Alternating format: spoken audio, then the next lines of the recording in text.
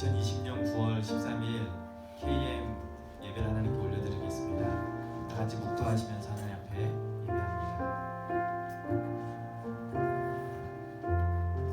하나님은 영이시니 예배하는 자가 영과 진리로 예배할지니라. 아멘. 존귀하신 하나님 아버지, 은혜와 사랑을 진실로 감사합니다. 거룩한 날 주님 앞에 예배할 수 있도록 저희들의 마음을 주장하시고 저희들의 생각과 우리의 몸을 이끄시니 감사합니다. 주님 앞에 이 시간 온 마음과 뜻과 정성을 다하여 예배합니다. 주님 받아주시옵소서. 우리의 삶에 모든 부족하고 연약한 것 있지만 주님만 바라보며 예배하며 나아가오니 우리의 모든 흠은 다 주님께서 가려 주시고 주께서 우리를 기쁘게 받으시는 귀한 예배 되게 하여 주옵소서. 예수님 거룩하신 이름으로 기도드리옵나이다. 아멘.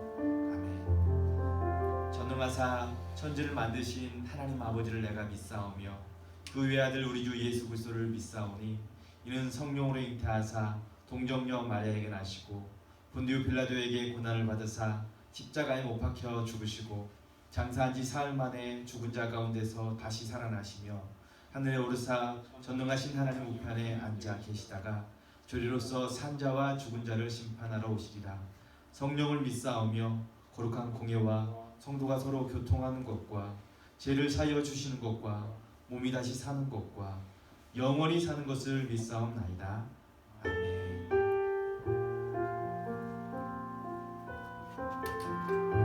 우리 찬양하겠습니다. 나는 예배자입니다. 우리 찬양하겠습니다. 나는 하나님을 예배하는 예배자입니다. 내가 서 있는 곳 어디서나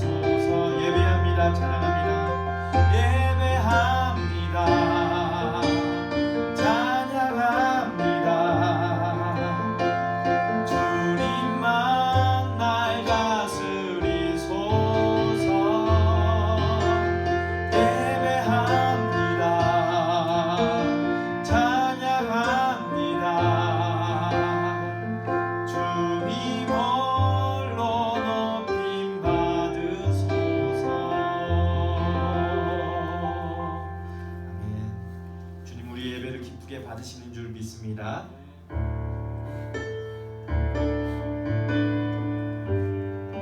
나 약해 있을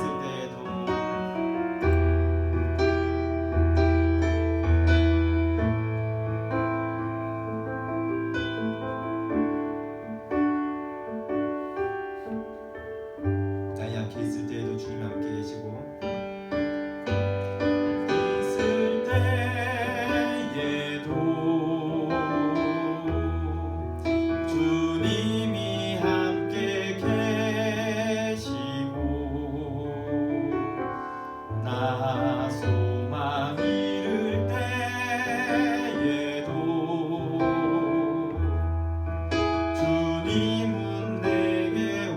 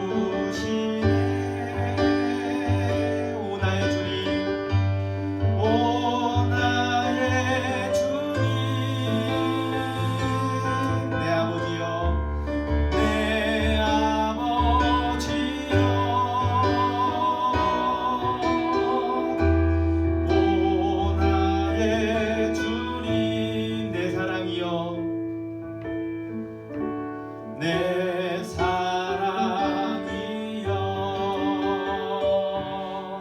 그렇습니다. 우리 주님께서 우리가 약해 있을 때도 우리와 함께 하십니다. 우리가 소망 잃을 때에도 우리 주님께서 우리의 곁에 다가오십니다. 그 주님만이 우리를 도우시고 우리의 주님이심을 믿습니다. 이 시간 우리를 대표해서 정성태 선생님께서 기도하시겠습니다.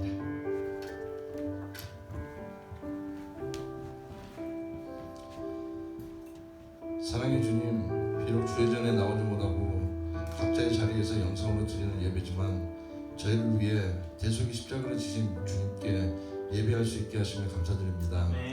제가 바라옵기는 저희 자녀들이 이렇게 영상으로 드리는 예배에 익숙해져 점점 주의 전에 나올 피로를 느끼지 못하는 마음이 생기지 않도록 하시고 주의 몸된 교회에 함께 모여 주께 예배 드리고 교제할 수 있는 시간이 하루속히 올 수 있도록 주님 저희에게 지혜를 내려 주시옵소서.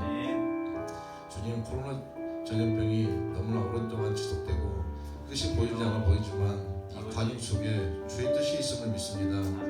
이 환난의 끝에서 주의 뜻을 깨달은 그날까지 저희의 힘이 되시고 소망이 되시는 주님을 향한 찬양과 감사가 끊이지 않게 하여 주시옵고 이 모든 과정을 능히 이기고 남을 능력을 저희 KM 친구들에게 허락하여 주시어 주 앞에 온전한 모습으로 주님의 반석 위에 든든히 설 수 있기를 간절히 기도드립니다. 주님, 염려와 걱정 속에 학교가 열리고 새 학년이 시작되었습니다. 저희 자녀들 주께서 보호해 주시어 어느 누구 하나 코로나에 걸리는 일이 없게 하여 주시옵고 새롭게 시작하는 곳에서 주의 자녀임을 잊지 않고 겸손하게 그러나 주의 자녀로서는 당당하게 학교 생활을 할 수 있도록 하여 주시옵소서. 또한 학교 생활을 통하여 주께서 저희 자녀들에게 주신 달란트가 무엇인지 주신 달란트를 가지고 어떻게 살아갈지를 고민하는 저희 자녀들이 될 수 있도록 주님 인도하여 주시옵소서. 비록 영상으로 드리는 예배지만 성령은 함께 하시어 오늘 말씀 선포할 주의 종에게 능력과 성령으로 채워주셔서 말씀 전할 때 저희 영광을 드러내고 주의 영광을 드러내고 은혜의 말씀이 되게 하여 주셔 한 주간 살아갈 힘이 될 수 있도록 주님 인도하여 주시옵소서. 오늘 또 예배를 위해 수고하는 모든 성도들 기회가 하여 주시옵고 은혜 내려 주시옵것을 바라오며 이 모든 말씀 우리 주 예수님 이름으로 기도드렸습니다. 아멘.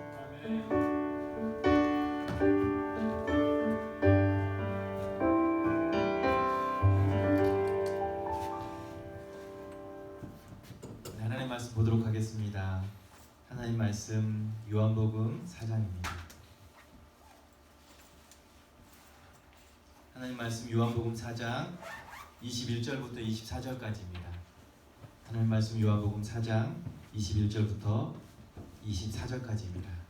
여러분도 가정에서 하나님 말씀을 펼치시고 같이 찾아보도록 하겠습니다. 제가 가진 성경으로 신약 성경 148면에 있습니다. 가정에서 성경을 찾으시고요.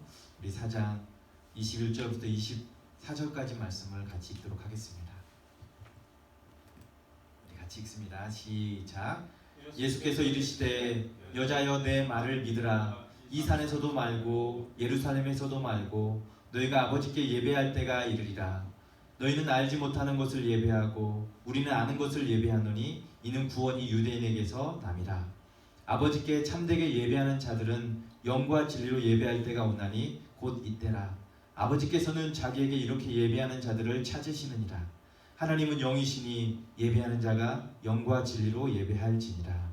아멘. 말씀 듣기 전에 한 번 더 기도하겠습니다. 하나님, 은혜와 사랑을 감사합니다. 사랑하는 주의 자녀들이 각자 자신의 있는 형편에서 하나님을 예배하며 나아갑니다. 하나님, 그 예배를 기쁘게 받아주시고 이전에 우리의 삶에서 부족하고 연약한 부분들이 있다면 다시 한번 하나님께서 힘주시고 새롭게 하셔서 하나님께서 원하시는 삶을 잘 살아갈 수 있도록 도와주시옵소서. 이 시간 말씀을 전합니다. 부족한 종 주님께서 함께 하셔서 성령으로 귀한 말씀을 잘 증거할 수 있도록 주께서 지혜 주시고 또 깨닫게 하여 주시고 이 말씀을 듣는 자들이 아멘으로 화답할 수 있도록 주님 도와주시옵소서. 주님께서 온전히 이 시간을 주장하실 줄 믿고 감사합니다. 예수님의 이름으로 기도드립니다. 아멘. 오늘 말씀의 제목은 어떻게 예배하고 있습니까? 라는 제목으로 말씀을 좀 나누려고 합니다. 고린도후서에 보면 이렇게 말씀하고 있어요. 주의 영이 주는 영이시니 주의 영이 계신 곳에 자유함이 있느니라라고 했어요. 우리가 다 수건을 벗은 얼굴로 거울을 보는 것 같이 주의 영광을 보매 그와 같은 형상으로 변화하여 영광에서 영광에 이르니 곧 주의 영으로 말미암음이라라고 했습니다. 여러분, 우리가 주의 영으로 인하여서 항상 자유함을 얻는 삶을 살아갈 수 있어요. 그리고 우리가 수건을 벗은 모습으로 거울을 보는 것처럼 하나님께서 우리에게 그와 같은 형상으로 변화되어 영광에서 영광에 이르는 모습을 우리에게 보게 하십니다. 저는 오늘의 양식을 가끔 이렇게 많이 이렇게 묵상할 때가 있습니다. 최근에 오늘의 양식에 나왔던 한 내용이에요. 합창단 감독이고 그리고 그의 글이 실려 있는 것을 보았는데요. 합창단 감독인 아리안 아벨라라는 분이 있어요. 필리핀계 사람인데요. 미국으로 이민 가서 거기에서 자라간 한 분의 이야기입니다. 어릴 때 손을 감추려고 일부러 손을 자신의 엉덩이 밑에 늘 깔고 손을 감추었던 그런 삶을 살았다고 합니다. 왜냐하면 그녀의 양손 모두가 손가락이 없거나 혹은 손이 뭉그러져서 손가락의 형태가 제대로 나타나지 않고 있기에 그녀는 그것을 약간의 부끄러움처럼 가리고 있었습니다. 손뿐만 아니라 왼쪽 다리와 그리고 오른쪽 발가락도 없었다고 합니다. 아벨라는 그런데 노래하는 걸 너무 좋아했대요. 높은 음을 내는 소프라노로 활동했었어요. 그리고 대학에 지나갈 때 대학에서는 계속 음악을 전공할 생각을 하지 않았어요. 그리고 행정학을 전공했지만 어느 날 합창단 교사가 아벨라에게 무슨 일인지 모르겠지만 지휘를 부탁하게 됩니다. 그리고 그 일로 그녀는 지휘하는 일에 그녀의 재능이 있다는 것을 발견하게 돼요. 그동안 손이 부끄러워서 손을 감추고 있던 여인이 지휘한다면 어때요? 모든 시선이 그녀의 손끝에 향하잖아요. 그런데 거기에서 그녀는 확연하게 눈에 띄는 행동을 하게 된 것이죠. 그때부터 아벨라는 자신이 할 일을 찾게 되었다고 생각했고 그리고 교회의 찬양 지휘자로 활동했고 예일대학의 석사과정을 음악을 하고 그리고 대학원까지 마치고 합창단 감독으로 지금 대학에서 재직을 하고 있다고 합니다. 아벨라는 이렇게 고백해요. 선생님께서 내 안에 있는 무엇인가를 보셨다라고 고백합니다. 그럼 이 감동적인 이야기는요, 우리가 영적인 선생님이신 하나님이 우리의 한계와 상관없이 우리 안에서 무엇을 보시고 계실까라는 질문을 해보게 한다는 거죠. 하나님은 무엇보다도 우리의 어떤 겉으로 보여지는 모습이 아니라 우리의 중심이 무엇인지를 보기를 원하십니다. 우리 영광스러운 하나님의 자녀로 그분의 형상을 소유한 자녀들입니다. 사람들은 우리의 겉모습을 보고 우리를 판단하고 이렇다 저렇다 이야기하겠지만 하나님은 겉모습이 아니라 우리의 안에 있는 그분의 영광스러운 자녀됨, 그리고 우리가 가지고 있는 한계가 아닌 하나님의 더 큰 능력, 그것으로 우리를 이끄실 수 있는 분임을 이 이야기를 통해서 우리는 생각해 볼 수 있습니다. 아벨라에게 중요한 것은 그녀의 손이 아니었어요. 오히려 손가락이 아니라 예수님입니다. 하나님께서 우리의 한 사람 한 사람의 삶을 아주 특별한 모습으로 지으셨습니다. 모두가 다 똑같은 모습이 아니에요. 각자의 개성과 모습이 다 다를 수밖에 없습니다. 거기에는 이유가 있습니다. 우리는 그분의 계획 안에서 그분의 뜻을 이루고 영광을 드러내시기 위해서 만들어지는 하나님의 걸작품 중에 걸작품입니다. 연약하고 약하지만 부족함이 많은 인생들이겠지만 우리 모두가 그분의 형상대로 지어진 영광스러운 자녀라는 사실을 우리 늘 기억하면서 오늘을 살아갈 수 있었으면 좋겠어요. 지금도 하나님께서는 인간적인 나의 삶의 한계를 넘어 우리 안에 그분의 형상을 보시고 우리의 삶을 통해 그분의 영광을 드러내시기를 원하시는 줄 믿습니다. 여러분 믿으시면 가정에서도 아멘으로 화답하시면 좋겠어요. 아벨라의 삶에 보여주고 있는 것처럼 우리 삶도 하나님의 그 영광을 위해 울려 퍼지는 삶의 노래를 드릴 수 있도록, 그리고 그리스도의 변화시키는 그 능력으로 우리의 삶을 주의하시는 분이 계신다라는 것을 오늘도 믿음으로 고백할 수 있으면 좋겠습니다. 여러분, 저는 지난 주간에 우리 큰 아이로 인해서, 우리 집 아이로 인해서 화가 났습니다. 아니, 큰 아이로 인해서 화가 났을 뿐만 아니라 사실상 내 자신이, 화를 내고 있는 내 자신이 더 미웠고 화가 났어요. 자세한 이야기를 하기는 좀 그렇지만 아직 어린아이인데 제가 그 아이에게 너무 큰 기대를 하고 있었던 것 같아요. 그것을 하지 못함에 대해서 화를 내고 있었어요. 아이에게 화를 내면서 내 안에 이렇게 화를 내고 있는 모습이 불현듯 떠올랐어요. 그리고 다시 한번 그런 모습에 제 자신이 화가 났습니다. 생각해보면 사실 아이의 모습에서 제 모습을 종종 발견하게 됩니다. 어쩌면 이렇게 나랑 똑같다라는 생각을 하게 돼요. 울음을 터뜨리는 아이를 보면서 소름이 돋을 만큼 나랑 닮았다라는 생각을 하게 됐어요. 그리고 너무도 부끄러웠습니다.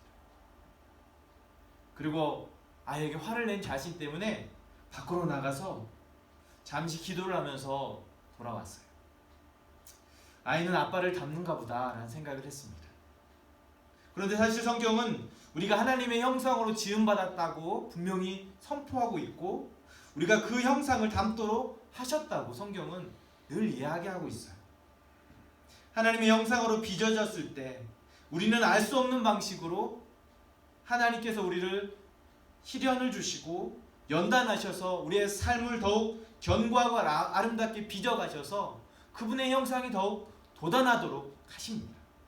그래서 그분이 원하시는 작품이 되어 그분을 찬송하고 그분을 예배하게 하십니다. 우리를 창조하신 목적, 그분을 찬송하고 그분을 예배하도록 우리를 만드셨어요. 그래서 웨스트민스터 소유문답 제일 첫 번째 질문에 이렇게 기록하죠. 사람의 제일 되는 목적이 무엇인가? 잘 말해주고 있습니다. 사람의 제일 는 목적이 무엇입니까? 하나님을 영화롭게 하고 그분을 영원토록 즐거워하는 것 아니겠습니까? 다시 말하면 그 하나님을 예배하는 삶을 살게 하신 것이죠. 오늘 우리는 예배가 무엇인지 너무도 잘 알고 있어요. 그분을 예배한다는 것도 잘 알고 있습니다. 그런데 예배드림에 대해서 참 소홀하고 익숙해지지 않는 모습이 있어요. 오늘 본문에 우리는 익숙해지지 않는 이 이야기를 좀 우리 생각해 봤으면 좋겠습니다.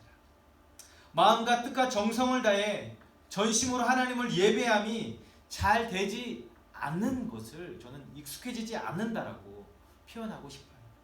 오늘 본문에 요한복음 4장에 사마리아의 수가성 여인의 이야기 우리가 잘 알고 있고 또 한 번쯤 들어봤을 겁니다. 오늘 예수님께서 사마리아 성을 통과하실 때 야곱의 우물에 앉아 쉴 때 사람들의 낯을 피하여 우물 곁에 와 물을 기르려고 하는 여인을 만나게 돼요. 그리고 여인에게 물을 좀 마시자고 합니다. 여인은 유대인인 예수님이 사마리아 사람인 나에게 물을 마시자고 함에 대해서 이렇게 이야기해요. 당신은 유대인으로서 어찌 사마리아 여자인 나에게 물을 달라 하나이까? 여인은 그런 관념이 확실했어요. 유대인과 사마리아인과의 관계가 그리 좋지 않다라는 것을 분명히 인식하고 있었다라는 거죠. 왜냐하면 당시 유대인과 사마리아인은 상종하지 않았어요. 예수님께서 이거에 대해서 이렇게 대답합니다. 내가 만일 하나님의 선물과 또 내게 물 달라 하는 이가 누구인 줄 알았더라면 내가 그에게 구하였을 것이요 그가 생수를 내게 주었으리라. 사마리아 여인은 그 예수님이 말씀하시는 것이 무슨 말인지 잘 알지 못했지만 이렇게 이야기합니다. 당신은 물 기를 그릇도 없고 우물은 깊은데 어디서 그 생수를 얻을 수 있겠습니까? 라고 반문해요. 그런 여인에게 예수님께서 또한 말씀하셔요. 13절 14절의 말씀에 보니까 이 물을 마시는 자마다 다시 목마르려니와 내가 주는 물을 마시는 자는 영원히 목마르지 아니하리니 내가 주는 물은 그 속에서 영원하도록 솟아나는 샘물이 되리라 라고 말씀합니다. 거기에 여인은 또 이렇게 대답하죠. 그럼 그런 물이 있다면 나에게 좀 주십시오 라고 여인은 예수님께 이야기합니다. 15절에 주여 그런 물을 내게 주사 목마르지 않고 또 여기 물 기르러 오지 않도록 하소서. 여러분, 여인의 삶은 마치 목마르고 심한 갈증을 느끼는 상태였어요. 다시 이 지긋지긋한 한낮 더위에 사람들의 눈을 피해서 이처럼 물을 기르러 오지 않기를 원했던 것이죠. 여인의 이야기 후에 예수님께서 기습적으로 이런 질문을 또 하십니다. 내 남편을 불러오라. 여인은 자신에게 남편이 없다고 이야기합니다. 예수님께서 그 말이 옳다고 또 말씀하셔요. 예전에 내가 남편 5 있었는데 지금 있는 자도 남편이 아니라 내 말이 남편이 아니라고 하니 그 말이 참되다 라고 말씀합니다. 처음 만난 분이 자신의 그 속사정을 아시고 말씀하시는 것을 보면서 여인이 이렇게 얘기합니다. 19절 20절에 보니까 내가 보니 선지자 로소이다. 우리 조상들은 이 산에서 예배하였는데 당신들의 말은 예배할 곳이 예루살렘에 있다 하더이다 라고 갑자기 화제를 바꾸어서 예수님을 선지자라고 이야기하면서 예배에 대한 이야기를 하게 됩니다. 그리고 오늘 우리 같이 읽었던 말씀이 오늘 이 예배와 관련된 이야기로 이야기가 기록되어져요. 이 산에서도 말고 예루살렘에서도 말고 너희가 아버지께 예배할 때가 이르리라. 너희는 알지 못하는 것을 예배하고 우리는 아는 것을 예배하노니 이는 구원이 유대인에게서 납니다. 우리의 예배하는 것이 무엇인지 분명히 유대인들은 안다라고 이야기하죠. 여러분, 우리가 예배하는 것 잘 알고 있어요. 누구를 예배하는지도 알고 있습니다. 어떻게 예배해야 하는지도 우리 압니다. 그러나 우리의 삶에 그 예배가 익숙하지 않는 모습을 봅니다. 삶에 대해서 목마르고 갈증을 느끼는 이 여인, 그녀의 갈증은 아무리 채우고자 애써도 쉽사리 채워지지 않았던 것이에요. 사마리아 여인은 삶의 모든 문제를 가진 인간을 대표하는 모습 같아요. 삶에 대한 갈증을 느끼고 자신만의 물을 기르기 위해서 반복된 삶을 살아가고 있어요.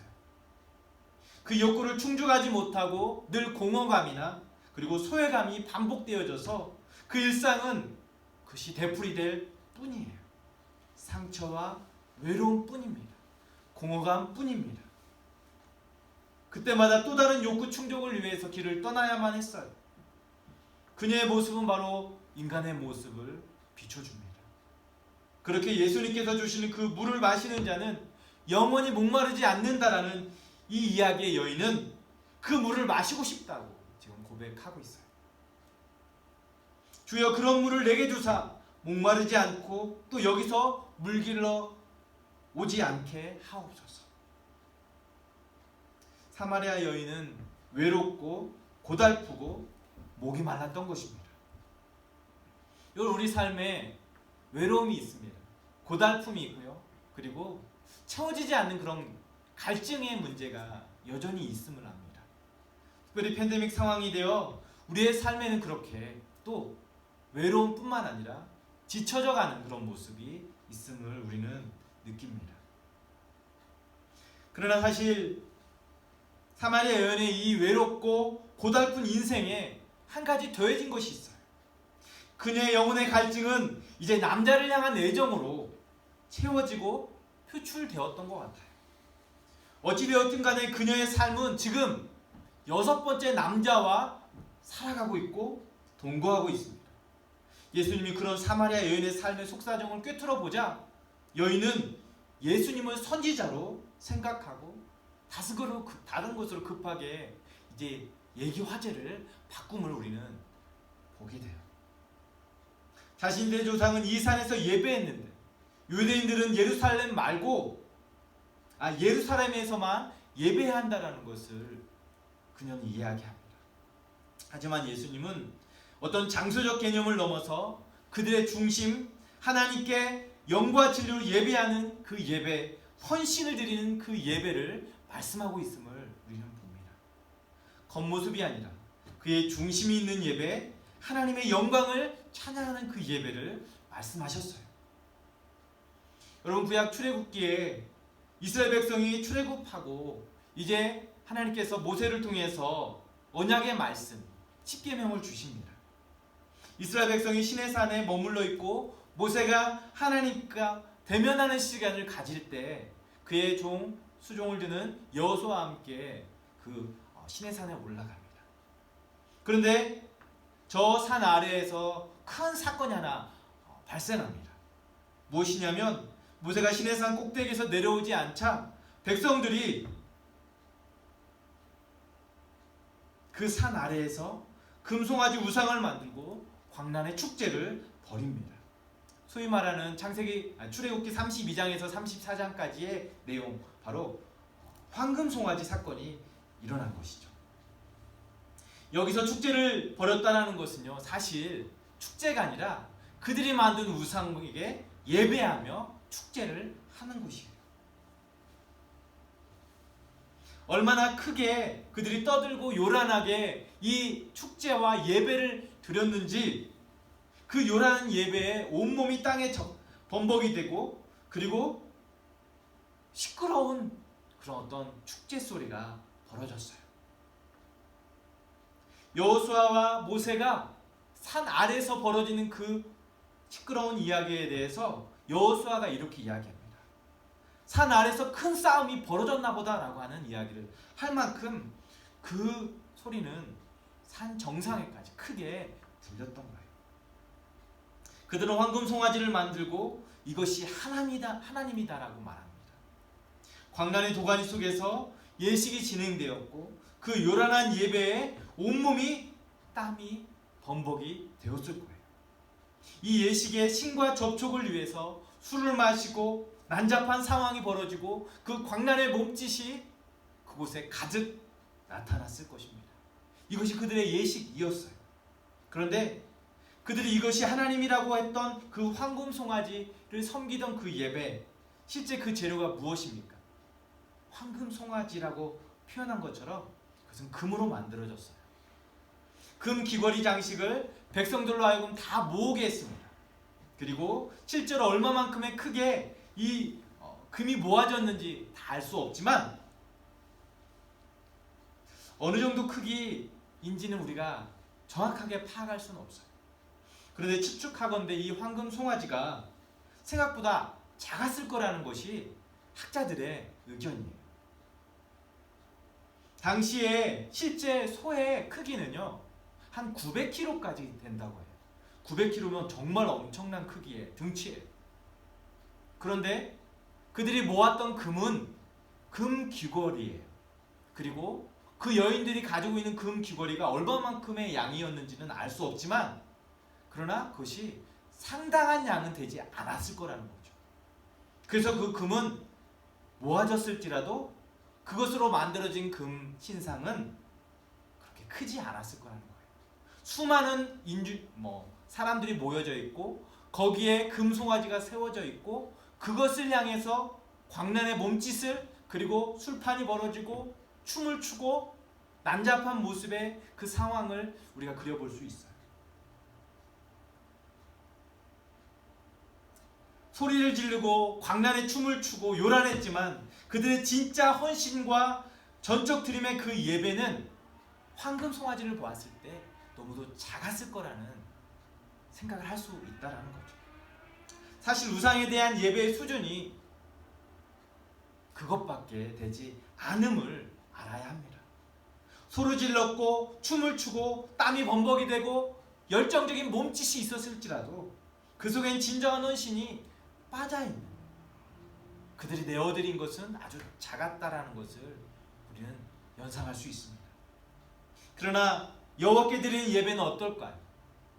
전심을 다하고 진짜 헌신이 동반된 예배입니다. 다 긁어 모아도 아끼지 않고 하나님의 나라와 그분의 영광을 위해 바쳐진 예배가 바로 예배입니다. 오늘 본문의 표현의 말을 빌리자면 하나님은 영이시니 예배하는 자가 영과 진리로 예배할지니라. 바로 영과 진리로 온 마음을 다해 하나님을 예배한다라고 합니다. 여러분, 우상 숭배는 가짜 헌신이 가능할지 모르지만 하나님을 예배하는 것은 진짜 헌신만이 있을 뿐인 것이죠. 하나님은 가짜 예배나 가짜 헌신을 기뻐하지 않으실 뿐만 아니라 받으시지 않습니다.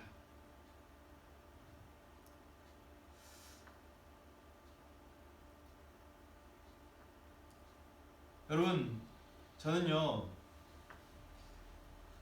팬데믹 상황이 되어서 뿐만 아니라 이전부터 주중에는, 그러니까 어느 교회에 예배를 이렇게 한 번씩 계속 보게 됩니다. 영상으로 이렇게 예배를 보게 되는데요. 처음에는 이 영상을 틀어놓을 때 마음은 하나님 예배해야겠다라는 마음으로 시작합니다. 그리고 예배에 집중하다가 점점 이제 시간이 이제 흘러가면서 예배에 집중하는 그 집중도가 떨어지는 것을 봐요.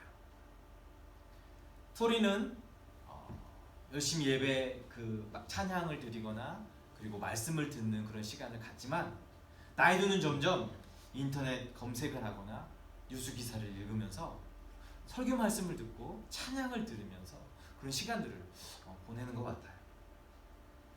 여러분은 어떤가요?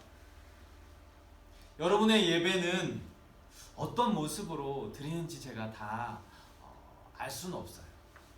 그런데 저와 같은 경우가 좀 있을 거라는 생각을 해보게 됩니다.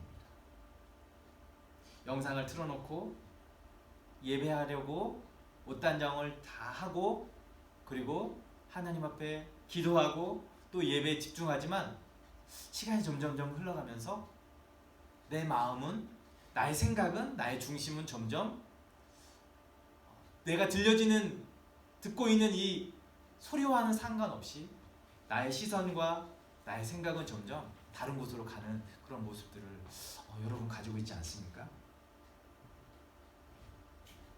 팬데믹 상황이 되어서 어떤 모임이든지 주의가 필요한 상황이 됐어요. 정부의 지침을 따라야 할 필요가 있어요. 교회 모임도 마찬가지예요. 우리도 부득이하게 영상으로 예배해야만 하는 상황이 됐습니다. 너무도 안타까운 현실이죠.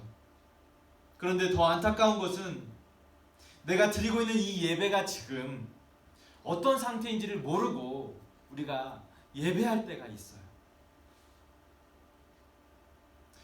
여러분이 드리는 예배 어떻습니까? 하나님의 그 영광을 구하고 온전한 헌신과 영과 진리로 드리는 진정한 예배입니까? 제가 고백한 것처럼 실제로 예배를 드린다기보다는 눈으로 보는, 그리고 귀로 듣는, 그리고 나의 생각과 중심은 다른 데가 있는 그런 모습은 있지 않습니까? 하나님을 예배한다면 지금 나의 눈과 귀, 그리고 나의 속의 중심이 하나님께 가 있어야 하는데 점점 흐트러지고 산만해지는 모습은 있지는 않습니까? 이제 말씀을 좀 정리하고 싶습니다.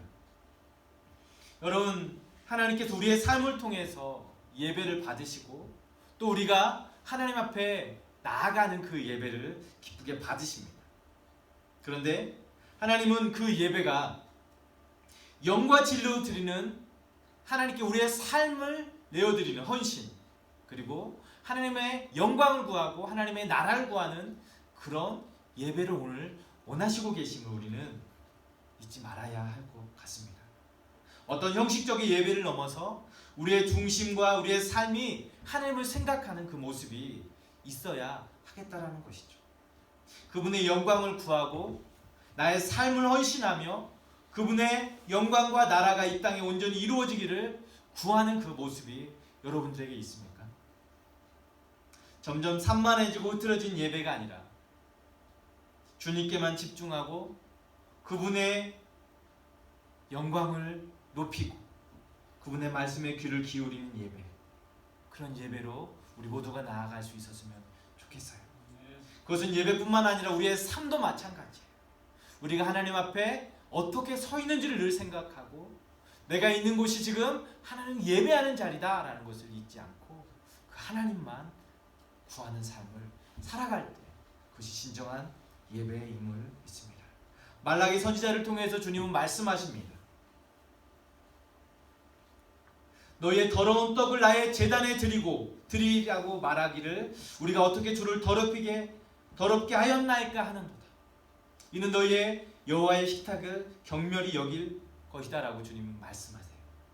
너희는 눈먼 희생 제물을 바치는 것이 어찌 악하지 아니하고 저는 것 병든 것을 드리는 것이 어찌 악하지 아니하냐? 이제 그것을 너희 총독에게 드려보라. 그가 너희를 기뻐하겠으며 너희를 받아주겠느냐라고 말라기 선지자는 그렇게 이야기합니다. 여러분, 우리의 예배를 한번 돌아봤으면 좋겠어요. 우리가 하나님 앞에 드리는 헌신을 한번 돌아봤으면 좋겠습니다. 그리고 우리의 삶을 하나님 앞에 어떻게 예배하고 있는지를 좀 돌아봤으면 좋겠어요. 오늘 말씀을 생각하면서 하나님, 제 삶의 예배가, 제가 드리는 오늘 이 예배가 하나님 앞에 어떠한 모습인지를 이 시간 생각하고 다시금 우리의 마음과 뜻과 정성 다해서 영과 진리로 주님을 예배하는 시간 되기를 원합니다. 나의 삶에 하나님의 영광을 구하고 하나님의 나라를 구하는 그런 예배 되기 원합니다라는 그런 고백으로 다시 한번 새롭게 되기를 여러분 앞에 좀 부탁을 드리고 싶습니다. 이제 기도하겠습니다. 그렇습니다. 우리 예배가 하나님 앞에 다시 한번 새로워지기를 원합니다. 하나님 앞에 우리 예배가 헌신되어지기를 원하고 영과 진리로 주님을 예배하는 그런 모습 되어지기를 원합니다. 이 시간 주님 그런 모습 되기 원합니다라고 다시 한번 고백하고 우리가 언제나 주님을 예배하는 예배자입니다라는 고백을 담은 그런 시간 되어지기를 원하고 그렇게 하나님 앞에 기도하며 나가겠습니다. 기도하겠습니다. 좋습니다. 주님, 이 시간 우리의 예배를 다시 한번 돌아옵니다.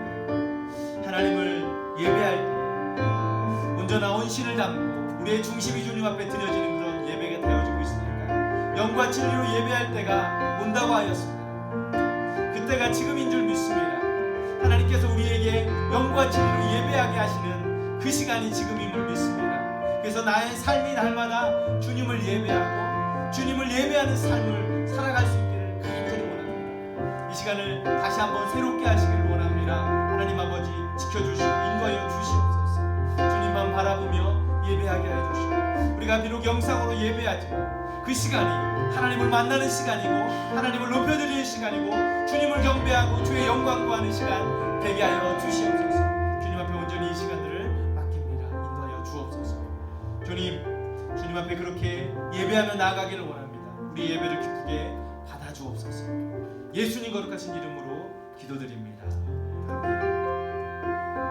하늘에 계신 우리 아버지여, 이름이 거룩히 여김을 받으시오며 나라가 임하옵시며 뜻이 하늘에서 이루어진 것까지 땅에서도 이루어지이다.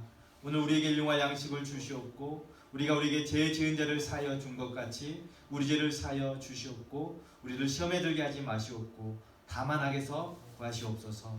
나라와 권세와 영광이 아버지께 영원히 있사옵나이다.